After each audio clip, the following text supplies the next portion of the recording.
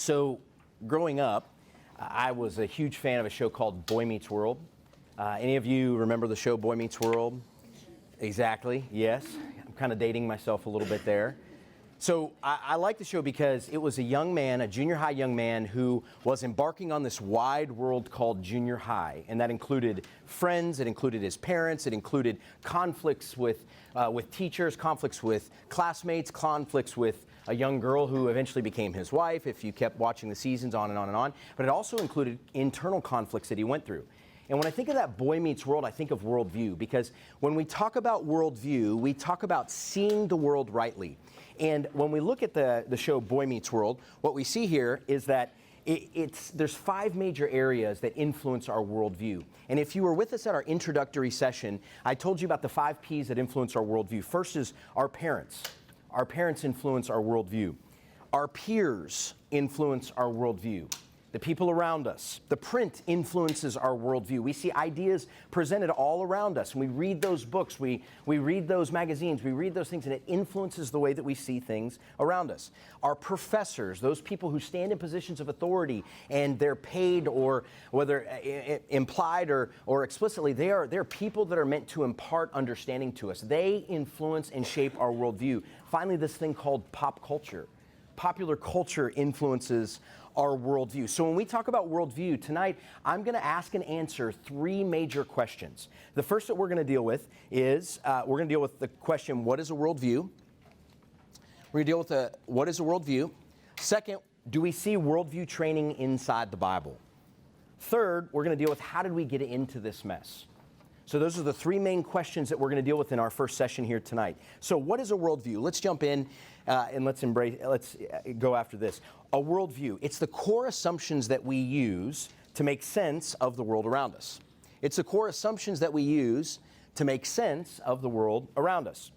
You may even think of it as maybe even a story. It's a story that we use that helps us process the good, the bad, and the ugly of the world.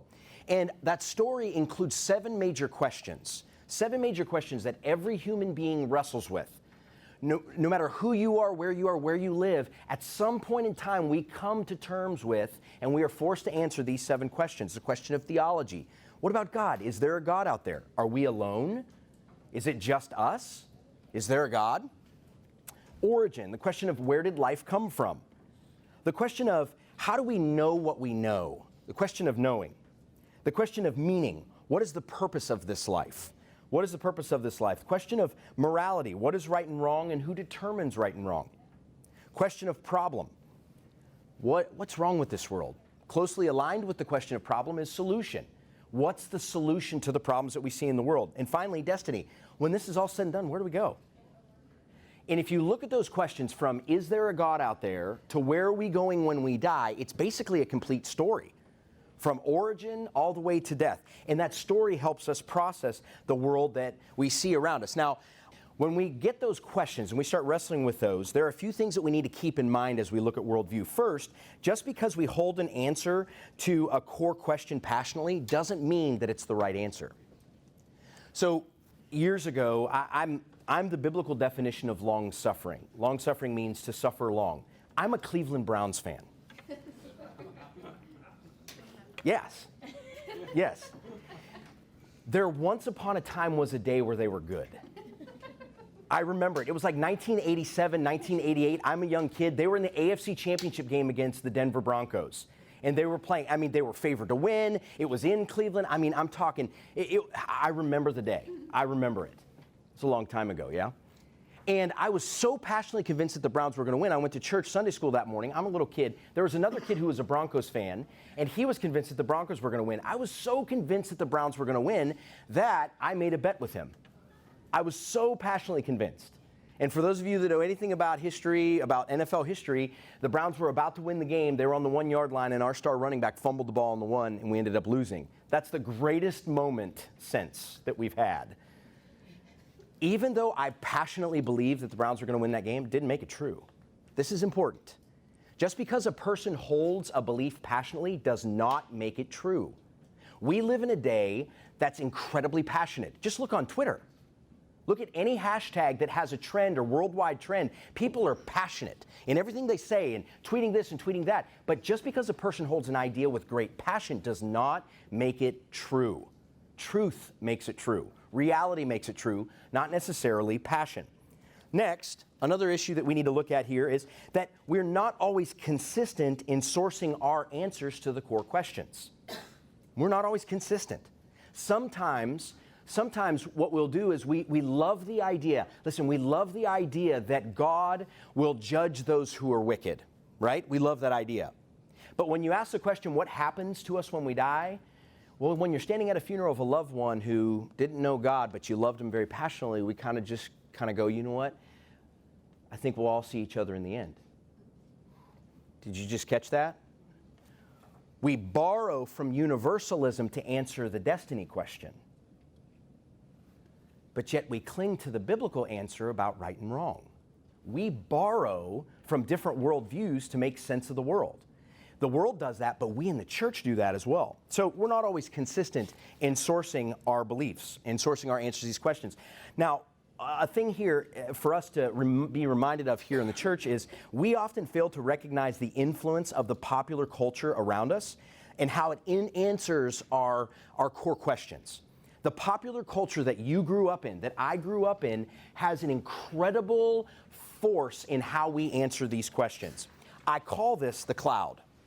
This is going to be a term as we walk together over the course of the next several sessions. I'm going to talk about the cloud quite frequently. I'll tell you, okay, this is the cloud. This is a cloud notion. This is a cloud idea. What do I mean about the cloud? Well, I call it the pop culture cloud because inside where you live, where you grew up, there's a popular culture cloud that represents the generally accepted beliefs and values of our society.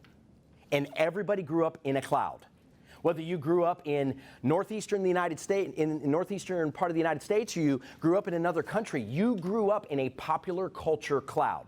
When I say the popular culture cloud, what I mean by that is if we cleared this room out and I put 100 people who have no church affiliation, whatsoever, and I said to them, if I said, this is morally right, and if they went, yeah, then we would say that's a popular culture notion because it's popularly accepted by our culture. If they went boo, then we go, well, that's a popular notion, that's not a popular culture notion. So the popular culture cloud is important for us to recognize because it's influenced us. So I'm a bit of a drawer, and so as we walk through this session, bear with me. I'll draw a bunch of pictures.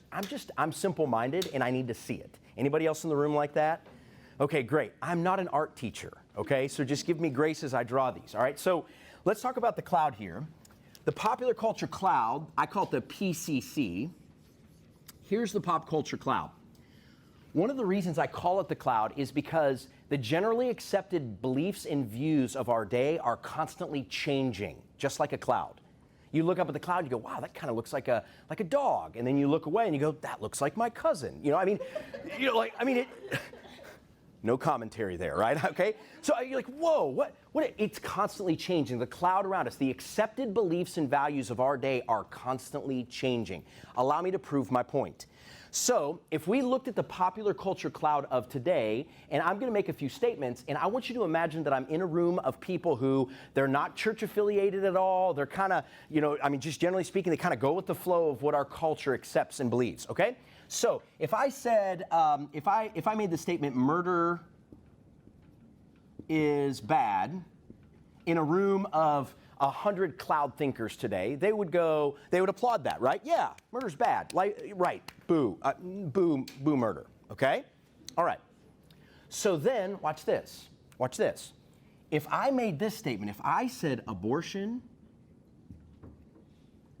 is wrong, in that same room, I'm not going to have that same response, will I? At best, it will be mixed. Most likely, I'll get booed. Okay? What we suddenly just realized here is we've stumbled onto a popular culture assumption of our day today. It is a popular culture assumption that it is a woman's right to do whatever she wants with her body, no matter what. That's a cultural assumption of our day. I'll come back to that, okay? All right? Now, if I said inside the same cloud, racism is bad, The cloud's going to applaud me. Yeah, you're right. Racism's bad. Okay, now watch this. This is the cloud of 2020.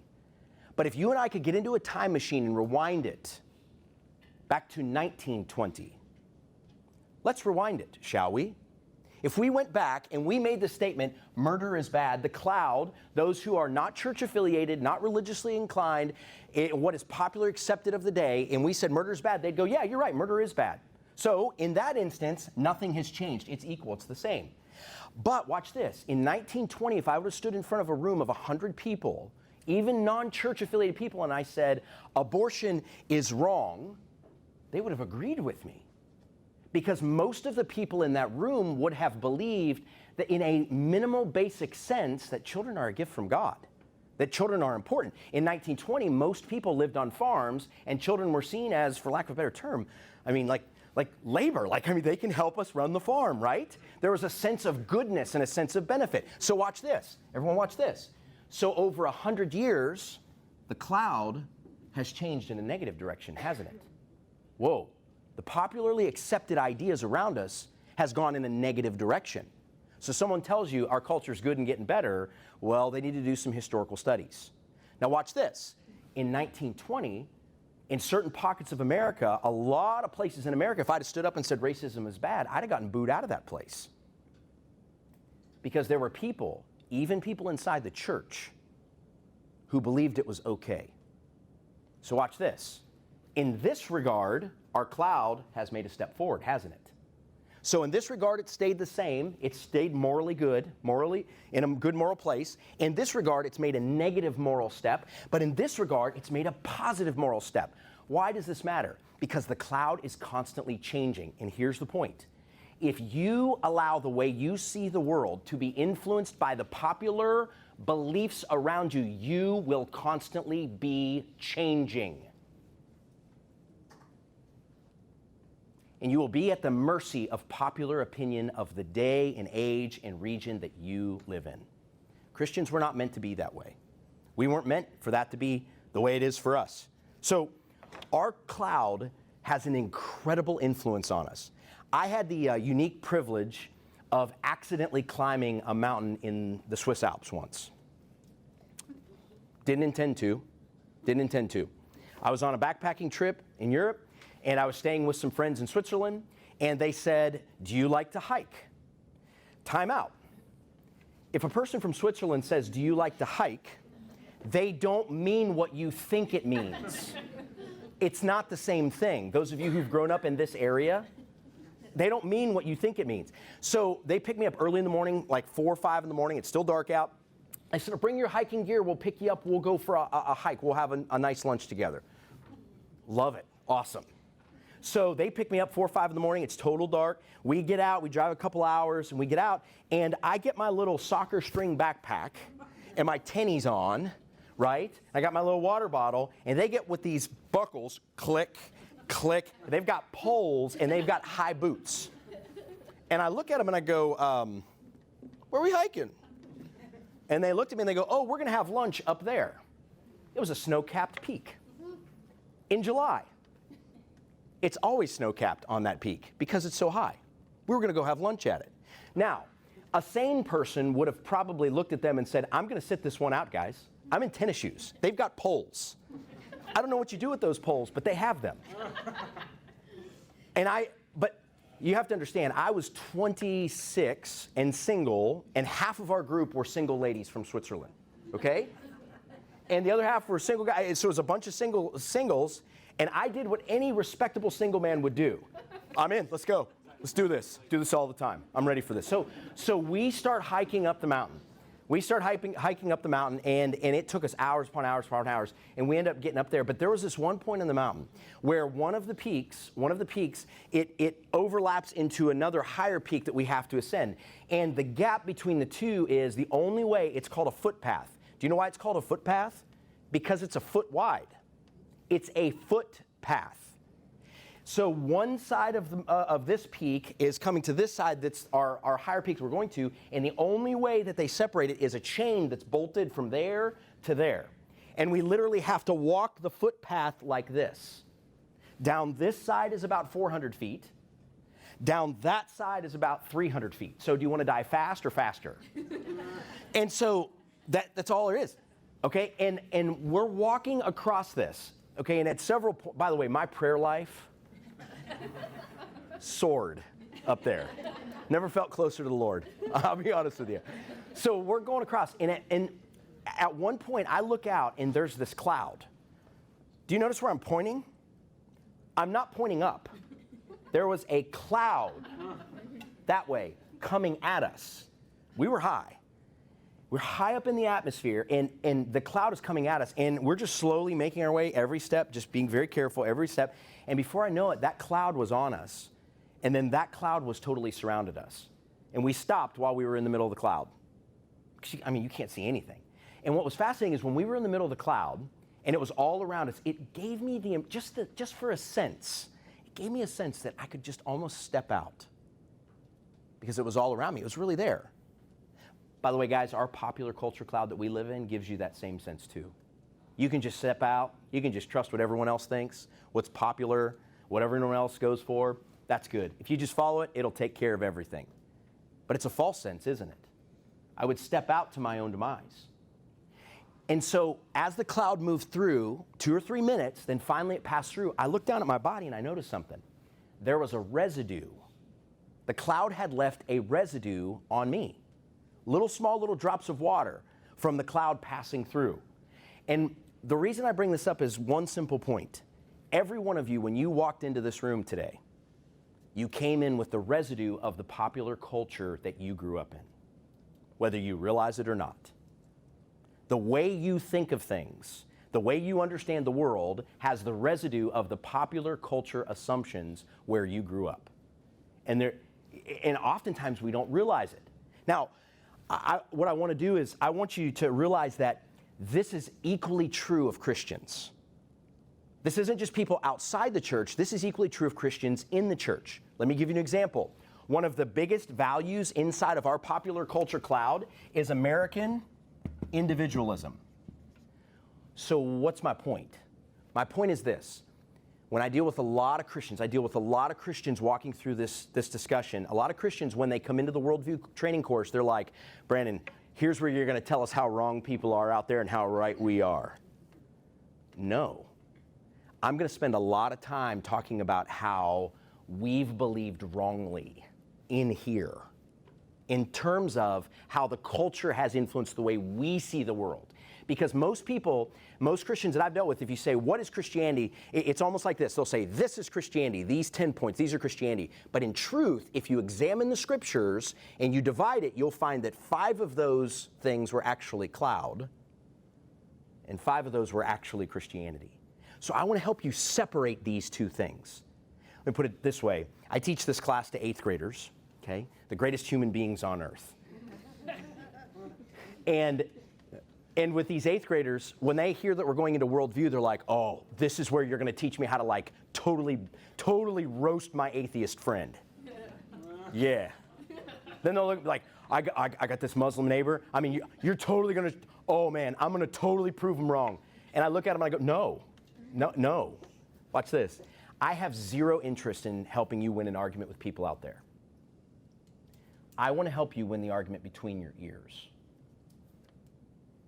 Because I don't know about you, the hardest person I've ever wrestled with is speaking to you today. I'm the hardest person I've ever wrestled with. I want to help you get settled in your thinking how Christ says this world is, how Christ says this world was, and how Christ says this world ought to be. Because when you get that settled in your thinking, wholeness grows inside you and you become infinitely potent for the people around you. So, if you're here expecting me to tell you how wrong they are out there, you might be a little disappointed on this journey, okay? Because I will spend a lot of time helping us see core assumptions of ours in the church that are culturally driven and not biblically founded. So, do we see worldview training in the Bible? Is this something, Brandon, that you created or you watched online and now you do? No. We see this in the Bible. It's a resounding yes. Absolutely. We see worldview training inside the scriptures. So the Bible is actually a worldview training textbook. Now, there's a caution here. we don't actually see the word worldview inside of Scripture. I can't go, Genesis chapter 47, there's the word worldview. But I can't do that with the word Trinity either. But we understand that the Trinity is true because of concepts we see all throughout the text. So this is the same way that we interact with worldview. So when we look for worldview training inside the Scriptures, we have to understand the essence of it so we can go, oh, there it is, oh, there it is. So biblical worldview, as simple as I could say it, is this. It's seeing the world as God sees it. It's seeing the world as God sees it. So what is a biblical worldview training? Biblical worldview training it's a process by which a person learns to see the world as God sees it. It's aligning our thinking to God's thinking. That's it. Simply put, it's aligning our thinking to God's thinking. So God called Moses. Let's talk about where we see the first instance of worldview training. God called Moses from a very interesting place on the mountain. You guys probably all remember the story. Moses has, he was a son of Pharaoh inside the house. He murdered an Egyptian. He fled away. He lived for 40 years in the wilderness, minding his own business. And then once upon a time, one day, there was a bush that started talking to him. Exodus chapter 3. And Moses, in Exodus chapter 3, Moses encounters God, and God speaks to him. He hears this voice from this burning bush, and it's not consumed, so he goes up to it, and he looks at it. He's in awe of this, and he starts having this conversation with God through the burning bush. And as he does so, God starts talking to him, and God reveals God's plan for Moses. God says, you're going to go tell Pharaoh, let my people go. We all know the song, right? Pharaoh, Pharaoh, right? Ooh, let my people go. All my teenagers, when I sing that, they start going along with this, okay? So God tells Moses, you are going to tell Pharaoh to let the people go. Now, Moses asks God a profound question that we frequently blaze by in the Scriptures, not realizing how important it is. Moses asks God this very simple question. Oh, God, okay, great. When they ask me who you are, who shall I tell them sent me? Now, you and I read past that because, honestly, it's no big deal to us. We really don't understand why he asks it.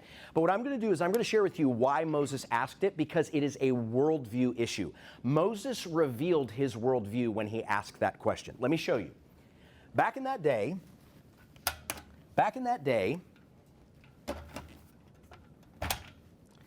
when the way people saw the world, the worldview, the way people made sense of the world, if you think of it geographically according to nations, here's nation A, there's nation B, and there's nation C.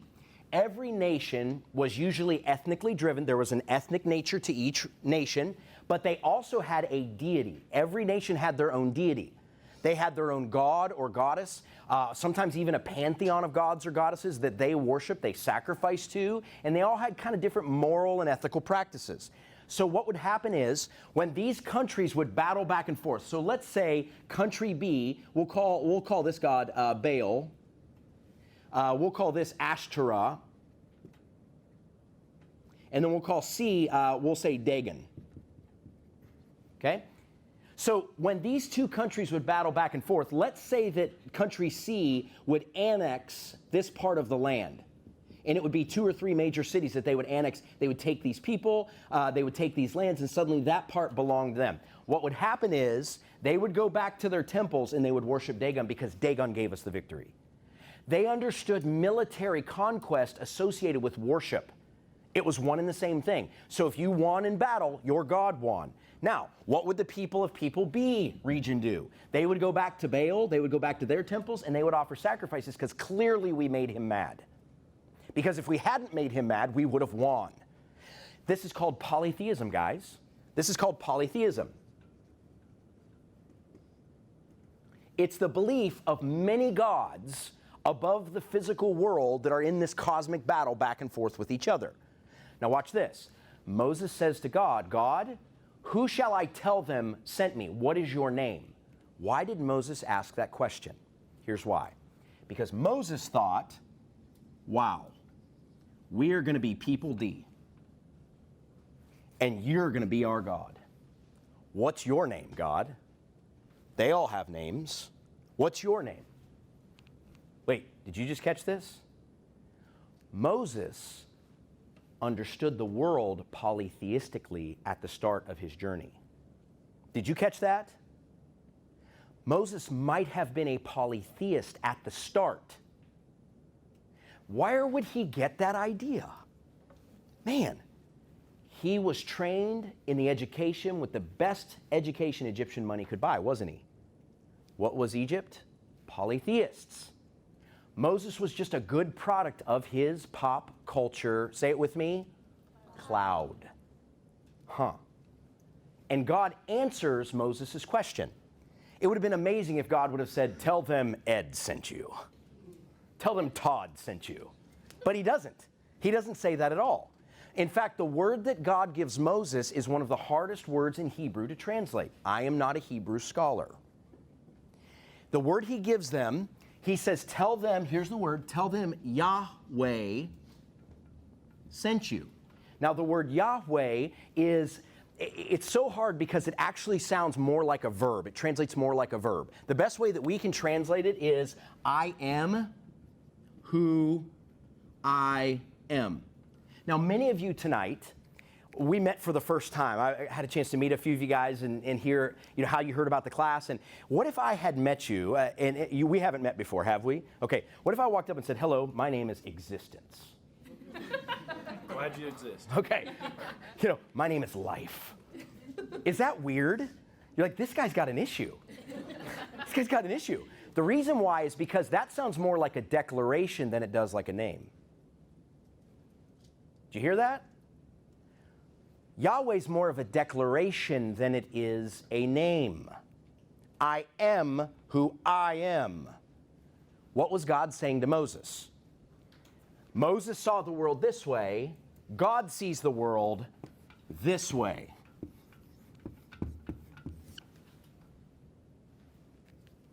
God doesn't see the world in polytheism as a bunch of cosmic battles between gods. God knows that he was there at the beginning. He created it all. There's not a cosmic battle between deities. He's it. He's the first. He's the last. He's the Alpha and the Omega. He's everything. And watch this. Before Moses could step into his destiny as deliverer of Egypt, he had to see the world the way God saw it. God had to make Moses see the world through the lenses of exclusivity, guys. Wow. Think of it this way. The God of the Bible is not a tribal God. The God of the Bible is one and only. And since a biblical worldview is seeing the world the way God does, everything Moses needed to know to start his journey in leadership started with understanding this, the exclusivity and the starting place and the supremacy of God, that God is everything.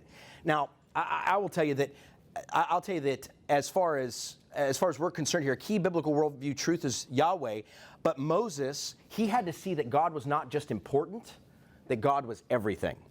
And I would argue that Moses' first worldview lesson is also our first worldview lesson. The first worldview lesson we need to know is that God is not just important, God is everything. I tell you, I think we really struggle in church, especially here in America, with this issue where, hear me out on this, don't leave right when I say this. Jesus is really important to us, and it's killing us. Are you ready to leave yet? Jesus didn't come to be really important to us. He came to be everything. I'll give you an example. Let me read this to you. Colossians 1, 16 through 20. That's what it says. Notice a repetition here. For by him all things were created, in heaven and on earth, visible and invisible, whether thrones or dominions or rulers or authorities, all things were created through him and for him. And he is before all things, and in him all things hold together. And he is the head of the body of the church. He is the beginning, the firstborn from the dead. In everything he might be preeminent. For in him all the fullness of God was pleased to dwell, and through him to reconcile to himself, say it with me, all things, whether on earth or in heaven, making peace by the blood of his cross. You noticing a pattern there? All. Guys, Jesus is really important to us. And for those of us in here in the room who are parents, it's Jesus and my kids' ACT scores. It's Jesus and a good job. It's Jesus and a solid 401k. Jesus didn't come to be important. He came to be everything. Everything. So I think as God took Moses through that journey of showing him the exclusivity that God is not one among many important things, he's it, I think that same worldview journey happens for us. I think God invites us into understanding that when we look at this world around us, Jesus isn't an important part of it, he's everything. Everything is interpreted in him, by him, through him, and for him. So we must embrace this. This is really important. We must embrace the holistic nature of our faith. Our faith is a Jesus in the family, Jesus in business, Jesus in society, Jesus for eternity. We cannot wake up on Monday morning and go to work and glad we had a little Jesus on Sunday. I mean, he's holistic. He's all things. He's everything. So in order for the worldview challenge for us is this. Listen to this. A superficial pray this prayer and go to heaven foundation alone will not suffice for what it takes to live faithfully in our world today. I'll say that again. A superficial pray this prayer and go to heaven, that foundation alone is not enough. It is not enough, and it will not suffice for what it takes to live in the day and age that we live in. It takes more than just praying a prayer to go to heaven. We have to understand that Jesus is everything. We have to let his lordship, invite his lordship into business, into family, into relationships, into our sexual intimacy. We have to invite his lordship into everything. Just like God told Moses, I will not be important. I'm everything. So, how did we get into this mess? I haven't met any sane person who watches the news, looks around, and who says, you know what? Doing pretty good. I think we got this. I think we're figuring this out. Most people, when I talk to them, they're like, this is a mess. And they're exactly right. So how did we get into this mess? To help us make sense of this mess, God gives us a story. When we look in Scripture, God gives us a story. The Bible tells us a 4-part story, and I'm going to walk you through that tonight. It tells us a 4-part story. Now, the first event that God tells us about in Scripture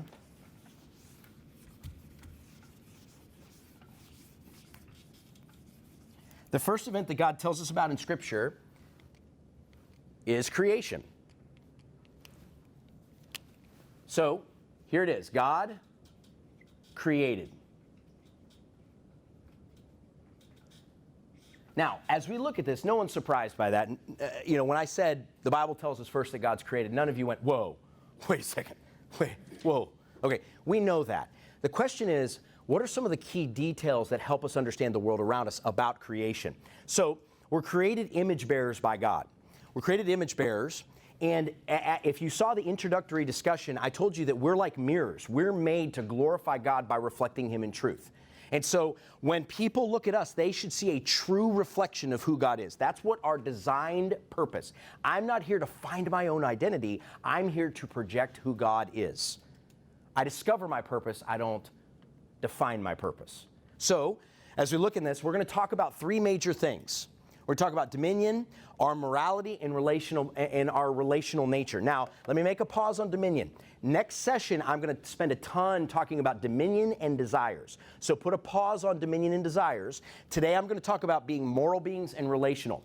Because we were made image bearers of God, we are moral beings because God himself is a moral being. So what does that mean? That means that God created us and we were morally like God when we were created.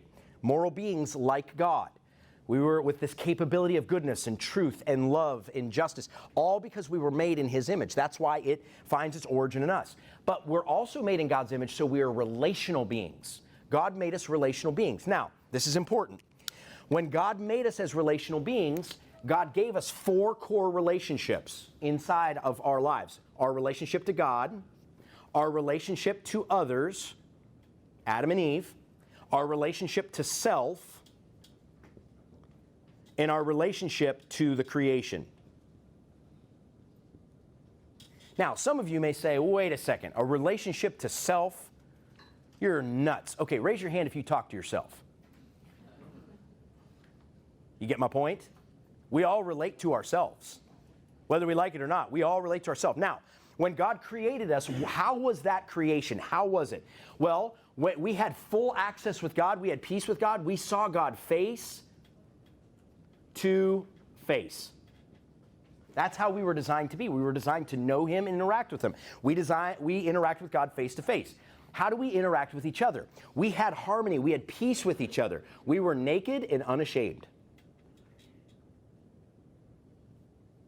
Wow. How did we understand ourselves? We had purpose. God told us, be fruitful and multiply, take dominion over the garden, be fruitful, all of this kind of stuff. We had purpose. Wow. And what about the creation? It was made to bear fruit. We were told to bear fruit over it, and when we worked it, it grew up and it bore fruit. So bear fruit. Now, the second major event in biblical history happened soon after. As we look through this, it says that humanity is broken. Now, Genesis chapter 1 and 2 tells us about the creation. Genesis chapter 2 tells us that humans are broken. Humans are broken. Now, watch this. As we look through, we understand the moral nature of human beings. We're become broken image bearers. It's almost like that mirror that's become broken. You can see some true reflections of God in each person, but it's a distorted image. It's not the correct image because of the fragmentation. Our morality is broken. So think of it this way.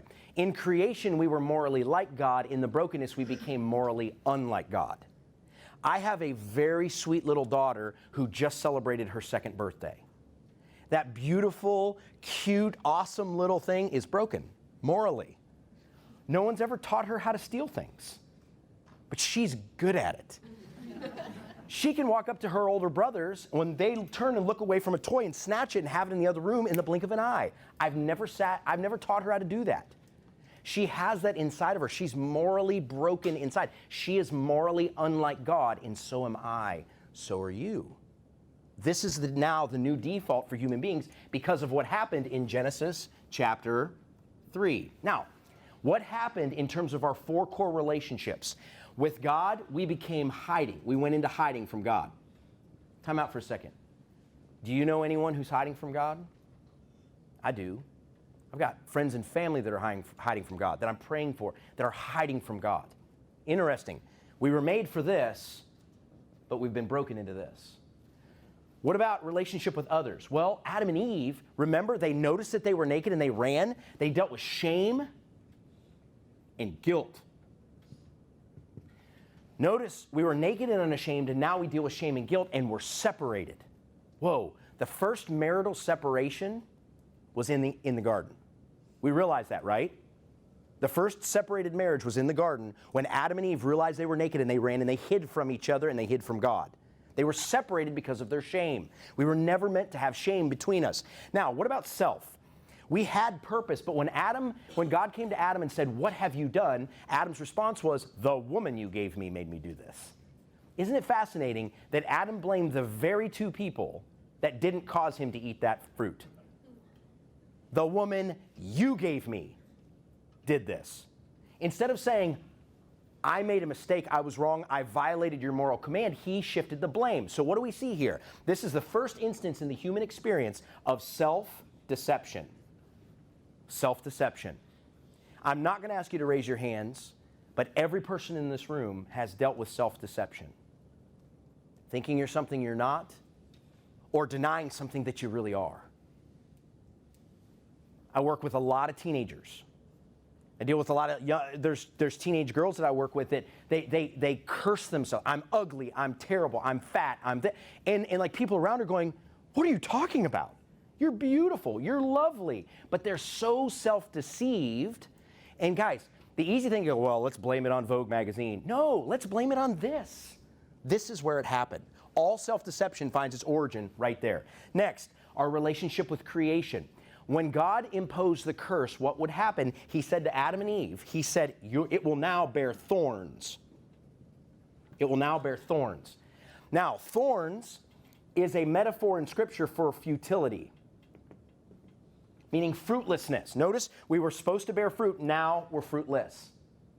Do you notice how what happened, how we were made and what happened here by sin was a total reversal of our original design? Do you catch that, guys?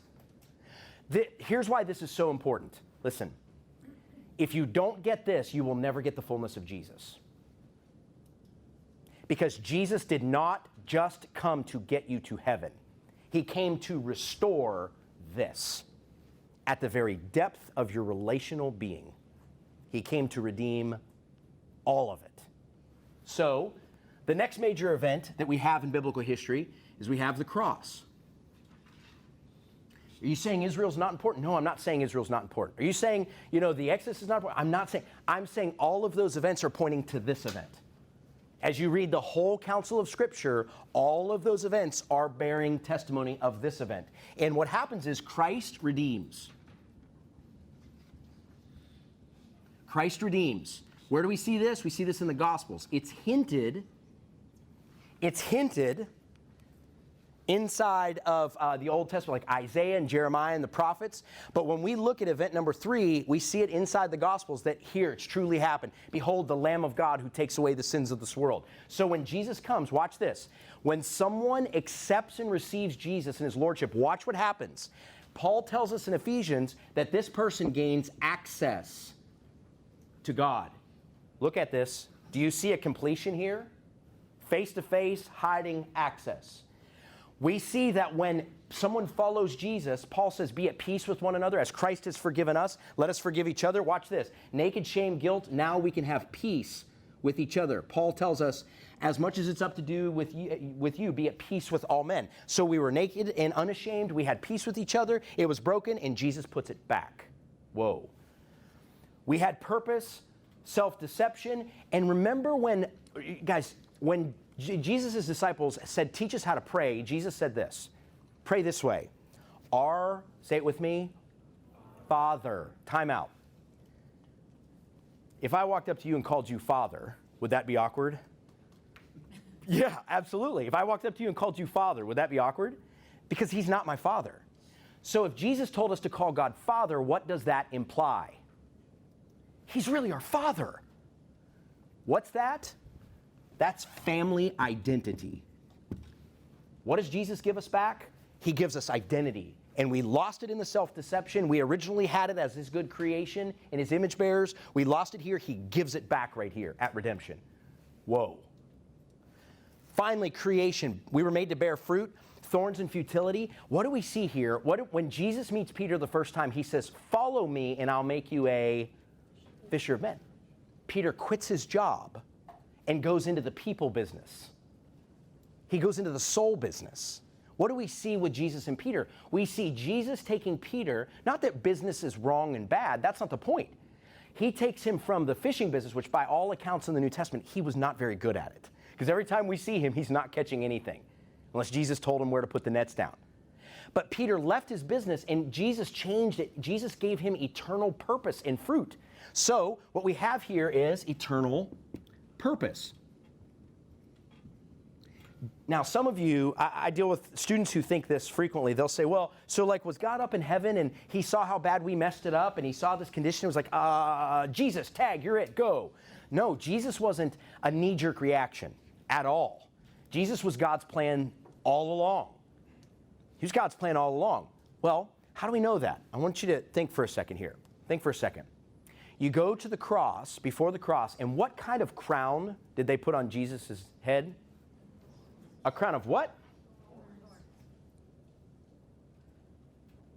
What does thorns represent? Futility. Jesus took the curse of futility upon this earth, upon him, so we could bear kingdom fruit in him. This salvation is much more than praying a prayer. Have I made my point very clear? Okay. That's not the end of the story, though. The Bible tells us that there's more to this story. Because if there wasn't more to this story, then what would happen is we'd accept Jesus and he'd just take us straight to heaven. Well, that's not the way it works. What we see in the Gospels is, and we see in the rest of the New Testament is, there's a final period where God restores all things. Okay? We see this in Revelation chapter 21. We also see it echoed early on. So I'll talk about restored image bearers in a second, morally restored and relationally broken. Okay, but look at this, Isaiah 65:17. For behold, I create new heavens and a new earth. I create new heavens and a new earth. And former things will not be remembered or come to mind. Let me add in here, injustices will be righted. Things will be made plain. Things will be made straight. What's been hidden will be made public. I mean, God is going to win in the end. What do we see in Revelation chapter 21? Then I saw a new heaven and a new earth, for the first heaven and the first earth passed away, and there is no longer any sea. Why? What's the point of that? Because even Peter, even John, even Isaiah, they all saw that the redemption would come, but they saw that God would wipe it all away and create a new heaven and new earth. Well, watch how this works. What are we going to have when God creates a new heaven and new earth? We're going to see God face to face. What's it going to be like? We're going to be totally at peace with each other and with God through the redemption of Jesus Christ. What's it going to be like for ourselves? We're going to be fully realized sons and daughters of God. Fully realized. What's it going to be like at the creation, at our relationship to the creation? We are going to be rulers with God. Whoa. It kind of looks like God gets what he wants in the end, doesn't it? What God set out to do in Genesis 1, he gets in the end. Now, hold on. Look at this. Genesis 1, Revelation 21. That's the whole Bible. So I've taught you the whole Bible in about 17 minutes. Why does that matter? Well, it matters because no one ever taught me the whole Bible. I got taught parts of the Bible. I never understood my story. I never understood where I fit in. In fact, I for a long time, I just thought it was about just getting saved. And what I didn't realize is what Jesus came to do was a holistic transformation of me that doesn't begin someday when I die. It happens here and now. It's a very present work that's holistic. I was completely broken. Jesus brings complete redemption. But it raises this question: where are we now? Where are we now? Well, watch this. So where are we on this timeline? Okay, I always like looking at maps and go, you are here. And you see, okay, it gives me context. Okay, so watch this. Where are we now? Well, biblically, we find ourselves between this event and this event. You are here. This is where you are. Don't go out and say, well, the teacher said we're halfway between one and the other. Don't, just work with me. Okay? I'm not saying we're halfway between. You find yourselves, and I find myself between Christ's redemption and God restores. And there's a word that I use to describe this period of world history and biblical history that we live in. I call it the tension. It's the period of tension. The term tension in physics terms, of which I am not an expert, is when you have force pulling on the same object in different directions. Tension. So this marker is at tension right now. It's being pulled from two different directions. The period of human history that you live in has two forces pulling at it from different directions. Let me show you what I mean. In this period of world history, you have brokenness pulling at time. All I have to do is sit down and say, tell me about your family growing up. And I bet more than half of you in this room could tell me a litany list of brokenness. Is that safe to say? But brokenness isn't the only thing that goes on inside of our world. There's good things. We see redemption. I've seen people who had done terrible moral things, broken things, come to know Jesus and have radical transformations and become people who bear the moral image of Jesus and help other people. I've seen radical redemption. So the two things that are pulling at this period that you and I live in are redemption and brokenness, all at the same time. So think of it this way. This period of human history is just this complex mix of brokenness, redemption, brokenness, redemption, brokenness, redemption, redemption, brokenness. You lead your kid to the Lord, redemption. Okay? Someone leaves their spouse for another person, brokenness. Okay? This is the world that we live in. It's a complex mixture of brokenness and redemption. Probably nowhere better that we see this clearly. And I'll tell my students this frequently when I teach them. When I grew up, sounded like my grandparents here, right? When I was growing up, there were no school shootings. There's a lot of people in this room, you remember those days. We didn't worry about that. There weren't when I was growing up. Okay, my dad tells me stories. He grew up in the 60s. He tells me stories about nuclear bomb drills at school where they turn over desks and get under the desks. Like that would help. Never mind. That was in the Cold War era, all that kind of stuff. But when I was growing up, there weren't school shootings. And I remember the first one that shocked us was Columbine. Those of you guys that have been around for a while, and Columbine shocked us, right? But we thought, wow, that one thing, whew, that was terrible. And then it happened again. The second one, we didn't have words for it. Nickel Mines, Pennsylvania. Nickel Mines, Pennsylvania, 2004. A little Amish community. Some of you are shaking your heads. You know exactly what I'm talking about. A little Amish community. And there was a shooter, there's a man who went into this little schoolhouse and he got the kids together and he lined up kids and he began executing little girls. By the time it was all said and done, he had executed several little girls inside that schoolhouse before turning the gun on himself. Now, is there a bigger act of brokenness that you can imagine? So we'd put a huge B right here, right? Broken. I mean, broken. Broken in terms of how that man understood himself, how he understood others. I mean, surely he was not right with God in no way, shape, or form, not right with creation, using a gun made with materials from this earth to destroy another. I mean, broken in all capacities. And that brokenness cost the lives of several kids. Watch this. But a day or two later, through tears, the elder of that Amish community, if you know anything about the Amish, they withdraw themselves from a lot of society. A lot of times horse and buggy, things like that. But at the core of their community, they are devout Christians. At the core of their community, they are devout Christians. They believe the Bible. They say, we live the Bible. I mean, this is who we are. And about a day or two after this tragedy happened, one of the elders gets on CNN. You can even look it up. It's on YouTube. Gets on CNN or gets on the news station and publicly forgives the man who did it. What was his rationale? Father, forgive him. He knows not what he did. What does that sound like? Sounds like Jesus, doesn't it? Watch this. So in the midst of terrible tragedy, one of the hardest things I'm sure this man ever did, he responded to brokenness with redemption. He responded to it with redemption. And the world sat by and they didn't know what to do with it, quite frankly. And it didn't stop there. About a week or two after, when this man, the man who killed the little girls, when they had his funeral, about 15 or 20 men from the Amish community went and mourned with his widow at that funeral. More so, when that man killed himself, he left his wife and his own children as widow and orphans in this world, in dire financial straits. And that Amish community took up a charitable offering and gave it to that man's widow and orphan children. Is there any way to make sense of that action except this story? That's how we make sense of it.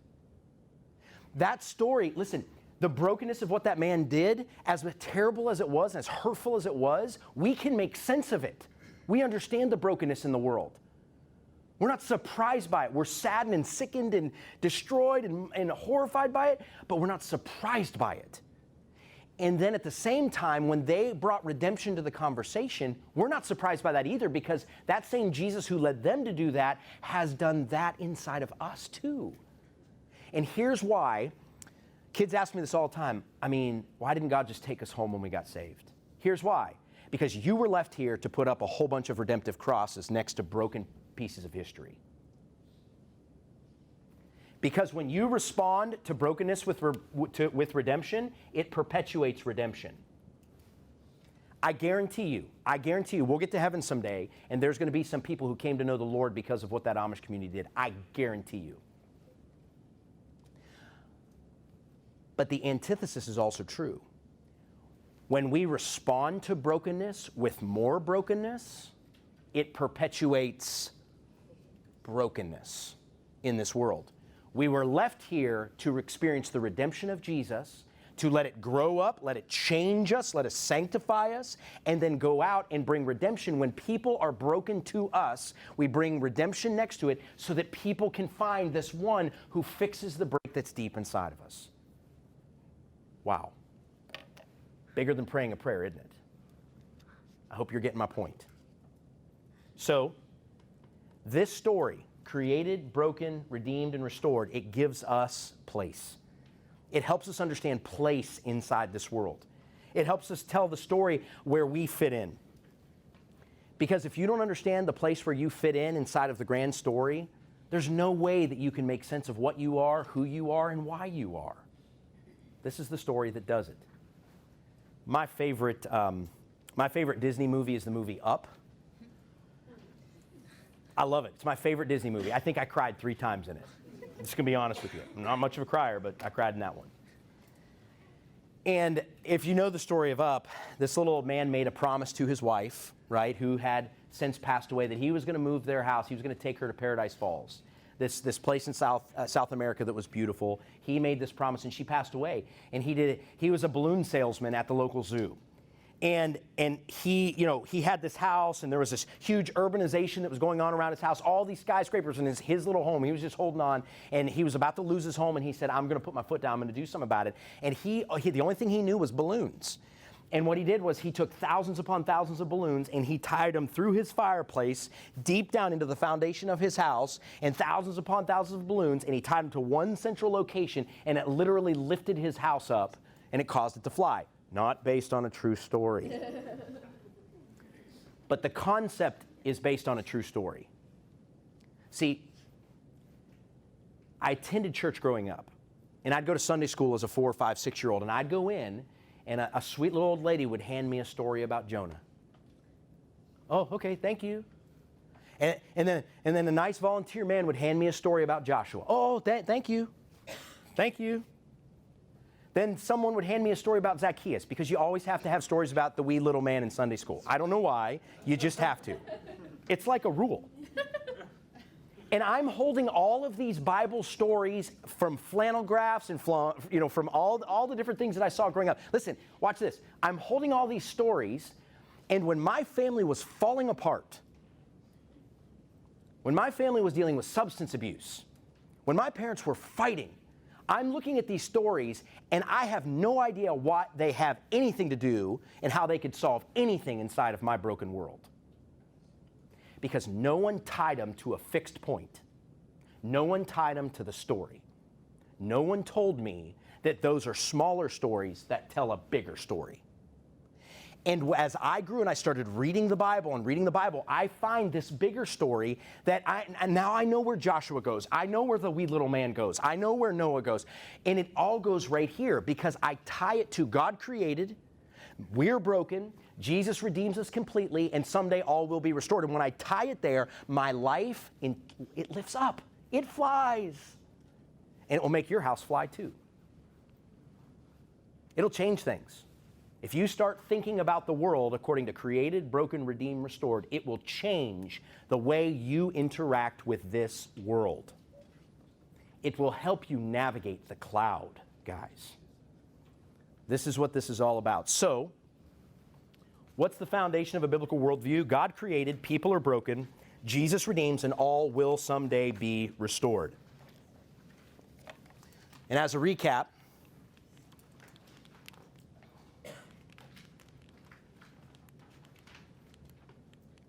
God created, people are broken, Jesus redeemed, and all will someday be restored. Worldview is assumptions we use to make sense of the world. It comes from our parents first, and our peers and family and our culture. God takes every person He plans to use through a worldview training so that we see the world the way He does, and we live in the tension today between between His good creation and between the brokenness of the world around us, with the ability to bring redemption into the mess. That's where we are. So here's what we're going to do. We're going to pause. And I'm going to give you 5 minutes, and I want you to talk about what you just learned with the people at your table. Now, they may be strangers to you. That's okay. But here's what I want you to answer. I've got questions posted on the back. You can go through those questions, okay? This isn't a time to preach sermons, okay? All right, don't preach sermons. Here's what I want you to bring to the conversation. What's the most interesting thing or the new thing that you heard today that you're like, I'm still wrestling with that. I don't know about that. Like that's changed my thinking. That's affected my thinking, okay? So I want you to go around and I want you to share that. And what I'm going to do is I'm going to give a final thought here in about 5 to 7 minutes. You got that? Okay, ready? Go.